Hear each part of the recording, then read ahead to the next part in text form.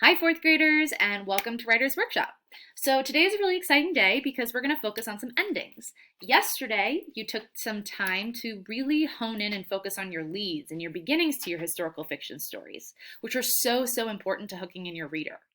Today, we're going to actually take a shift and we're really going to focus on our endings. When you're writing an ending to your historical fiction stories, you want to keep two things in mind. One, you want to remind yourself, well, what is the problem that I really need to solve? And two, then you want to ask, well, what message do we want our readers to really learn and take away from our stories?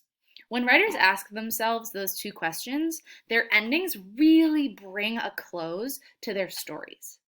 So to start today, I thought it would be nice if we actually checked out a mentor text and see how a professional author decided to end their historical fiction story. So I've gathered up a picture here from the last page of The Butterfly by Patricia Polacco.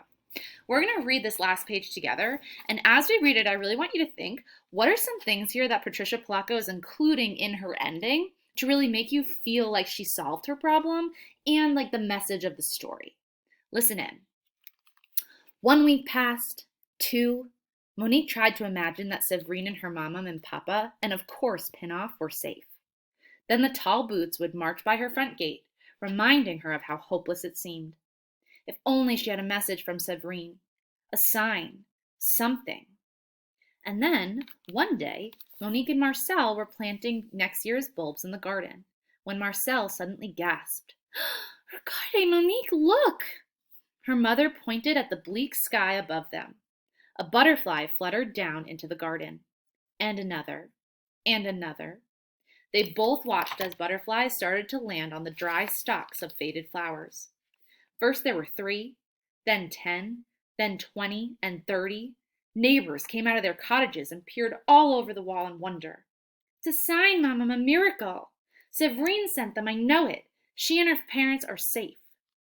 Monique held up her hand, and a butterfly fluttered and landed on her finger. She took it to her cheek. Its wings fluttered.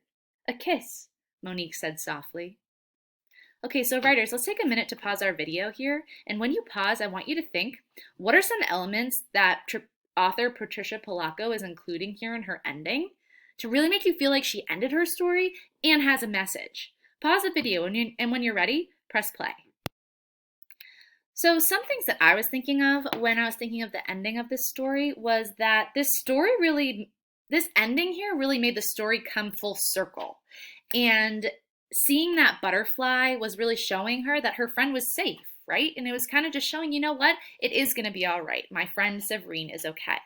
I was also thinking that the way Patricia Polacco ended her story here really showed that her problem was resolved. And it really showed that Séverine was okay. And that butterfly was giving her that message to show her that in a beautiful and figurative way.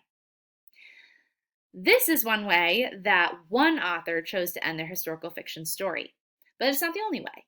So what we're going to do right now is we're going to take a look at the story that I chose to start thinking of endings for, and we're going to try to think of a way to end that in a way that shows how the problem is going to be solved, and then also really shows us what the message.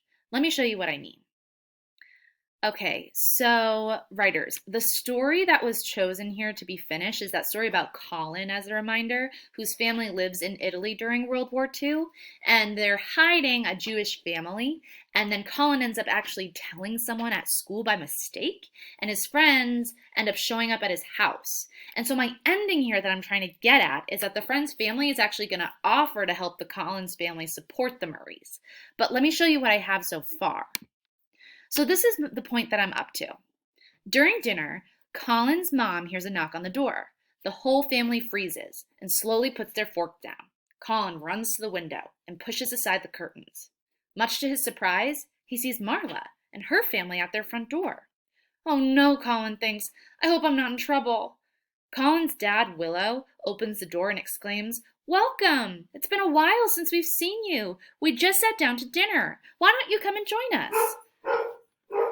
Marla's mom replies, "Thank you, Willow. You're so kind. But we're here to talk about something Marla told us this evening." Colin's stomach drops to the floor. Okay, so writers, this is where I'm ending my story so far, and I need to get to that ending where their family's actually going to help and offer their help, but I need to ask myself, okay, well, what is the problem that needs to be solved here? And then what's the message that I really want my readers to learn? So I think the problem that I really want to solve here is that Colin let out the secret that his family was hiding a Jewish family. That's kind of the problem that needs to be solved. So let me add that here. Colin let out the secret that his family was hiding a Jewish family. Okay. Now I really need to get to this part. Well, okay, what's the message that I really want my reader to learn? Well, I think I'm trying to get at that even when times are hard, it's more important to come together and support one another than not. So I'm going to write that down to keep in mind. That's the message I'm trying to get at.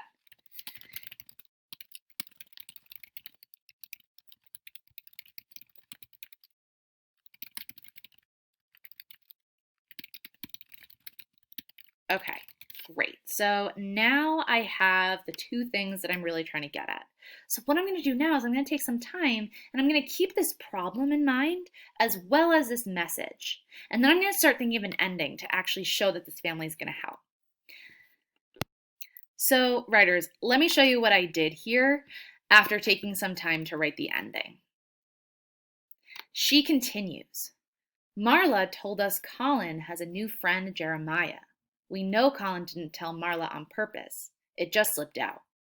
Colin's mom and dad looked at him, their eyes bulging out of their heads. We want you to know we're here to help, Marla's mom went on. We brought you some extra bread and some books for the family.